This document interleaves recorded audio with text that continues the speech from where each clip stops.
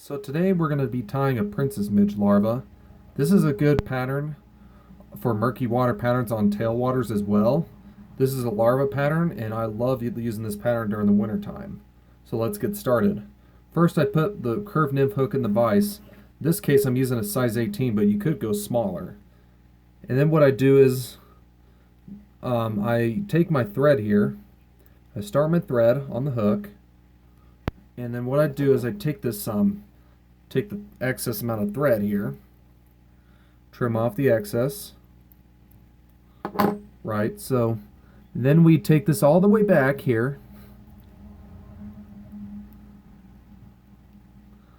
and the next step is to take some Krystal flash here, and I use pearl Krystal flash, or either that. You can also use tinsel, or as well as flashabou you can also use as well if you like.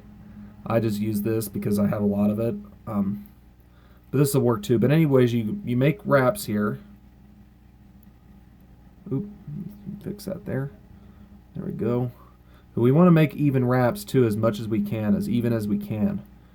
And I'm going to make these kind of a ribbed looking wrap. That's what I want here. And then what we want is we want to capture our Krystal flash like so.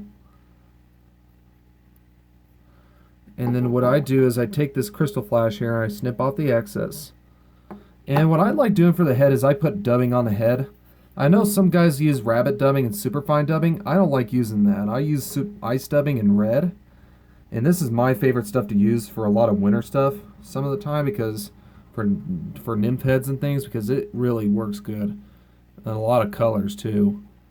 But I like the ice dub because of how shiny it is and things. The only issue when you tie this stuff in, it's very coarse and thick, so you have to dub very little, if anything. So then what I do is I take this here and I dub it in like that, and maybe just a smidge more. I got a little too less here. I think just a smidge more would work.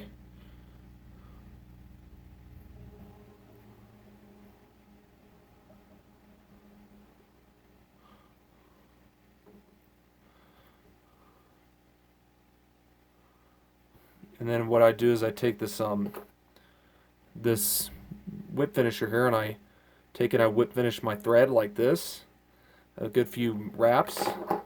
And what I do is I take my thread here, I snip the excess,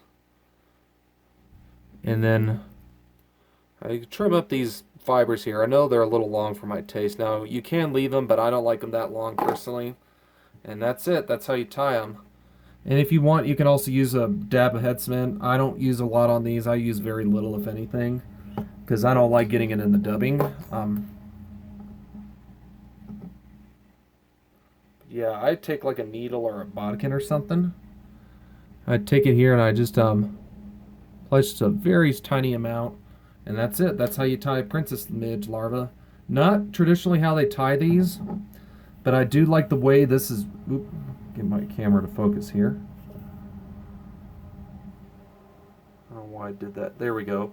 So anyways, yeah, so this is a good pattern to tie for the winter and tailwaters. This was made by a local guy named Johnny Gomez for the San Juan River. So yeah, originally he did not make it like this, like I said, but it is a great pattern, and I like this version of it better than the original. So yeah, that's it. That's how you tie a princess midge larva. Thanks, guys.